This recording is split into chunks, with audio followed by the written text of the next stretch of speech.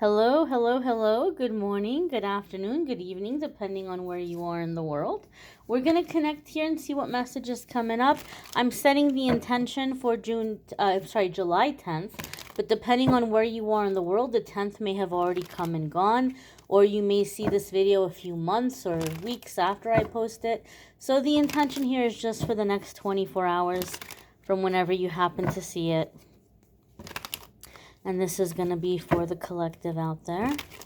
See what is coming up here for the next 24 hours from whenever you happen to see the video. And please excuse my fake little candle here. I'm kind of like in a small little town and it's hard to get things out here. And they've been out of tea lights for the longest time. So hopefully I'll have some tea lights soon.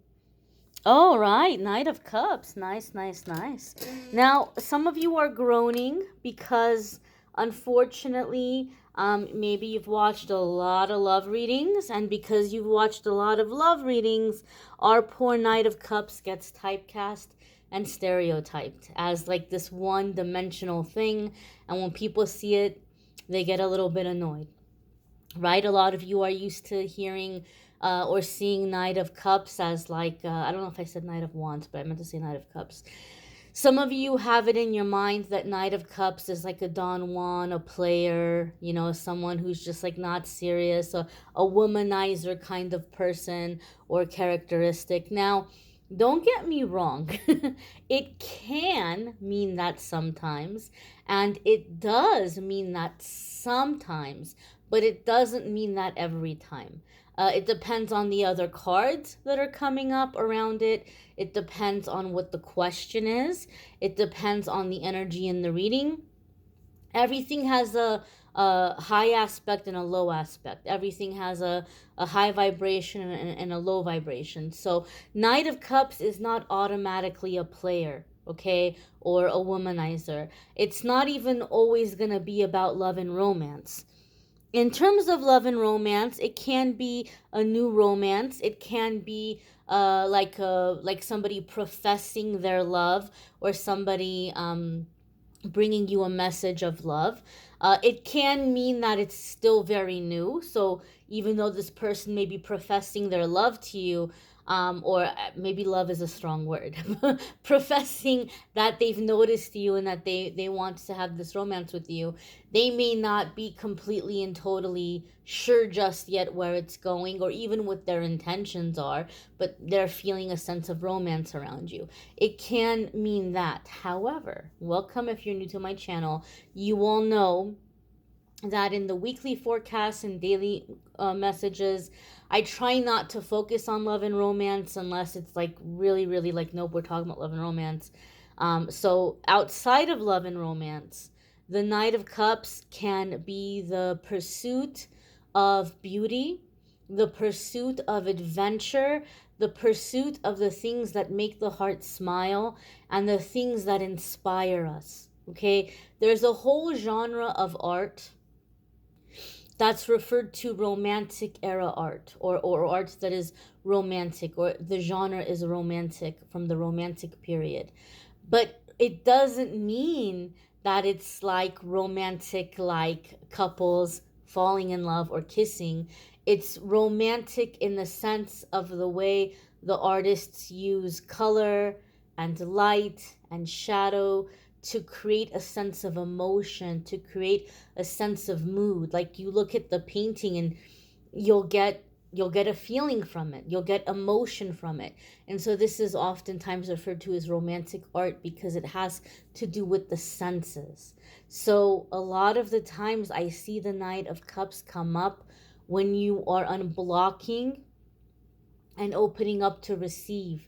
And one of the first things that happens when you're opening up to receive, whether you're opening up to receive love or you're opening up to receive money and overcome financial blocks, one of the first things that happens when you start to open up to receive, you start to receive through your senses. So you may be noticing beauty in everyday things that you never noticed before. I never noticed how beautiful the traffic lights were on the bus ride home. I never noticed how beautiful and inspiring those green little baby plants are that are pushing their way through the cracks in the sidewalk. I never noticed how beautiful, certain colors were. I never appreciated this color till now. Or, even like tastes, like, or textures. You start to notice everyday things that you just kind of passed by on autopilot. And all of a sudden you have an appreciation. You're grounded, you're experiencing your body, you're experiencing the environment around you. Um, I know when I was coming back into my body, which sounds like a weird thing to say, but I spent many many years out of my body, and when I was finally getting grounded and coming back into my body at the time of my spiritual awakening, it was like it was crazy. Like I would be like, I can't believe, I've never noticed, how soft this blanket was, or how beautiful the color blue is, or how much I love cherries, or just like little things that you don't really notice or you don't really appreciate. All of a sudden you have an appreciation, right? It's like you have this new appreciation for life. You have a new zeal for life, and you're seeing beauty in everyday mundane things because you're opening up to receive. And so some of you may be coming into that kind of awakening. Some of you may be coming into that kind of appreciation where you're opening up and you're receiving everyday experiences, and seeing the pleasure and beauty and luxury that these everyday experiences and things have for you. So some of you may be opening up to receive in this way, or getting unblocked in this way. And Knight of Cups reminds us to go after the things that make our hearts smile. Maybe we need a little bit of adventure in our life. Maybe we need a new pursuit that inspires us, that excites us. Maybe some of you are bringing beauty and aesthetic into your environment. You're just kind of wanting to have a more pleasant environment around you. Maybe you've been doing things like super super practical, and now you're realizing, well, I can still be practical, I can still be frugal, but I can still bring beauty into my space, right? I can still make things look nice. And so some of you may be bringing beauty into your home or into your environment, or following your inspiration. You may also be feeling more creative than usual. We do have the full moon coming up here in a couple of days, and so we'll feel full moon energy 3 days before through 3 days after, sometimes much longer, depending on how that particular moon cycle is affecting us and how sensitive we are to moon energy.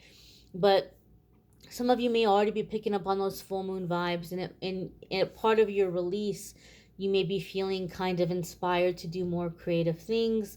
As your intuition is strengthening, you may feel guided to do more creative things. Creativity and intuition go hand in hand. So for some of you, this boost of creativity is also you connecting with your spiritual gifts and spiritual abilities. You may want to check out the weekly forecasts if you haven't already. They're linked in the description of the video. And I'm very proud and very happy to say that the weekly forecasts for the coming week are posted as well. And so I have those in the weekly forecast playlist too. So if you haven't checked out the forecasts for the coming week, they are available. And if you want to check out the love readings for July, those are linked in the description of the video. If you want to schedule a private reading with me, there's a link in the description of the video that will take you to calendly.com/amethystangelite, and you can schedule a private reading with me there. I will be hopping on for about an hour this coming Thursday, and I'll post an announcement in the community tab. And I'll do one card pulls again live. You guys will just ask a question in the comments and I'll pull a card for you. And I thank you all for watching, liking, sharing, commenting, subscribing. I hope you'll have a fabulous day ahead, and we'll see you all in tomorrow's message. Be well, my darlings.